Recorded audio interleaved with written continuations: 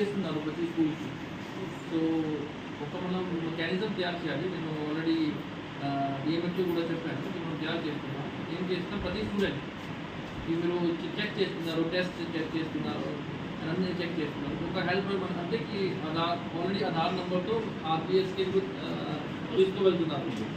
అది hub similar లాగా ప్రతి స్టూడెంట్కి ఒక పేరు రాస్తే ఆధార్ నెంబర్ రాస్తే మన దగ్గర రావాలి, డేటా రావాలి. ఇది ఉంటుందా?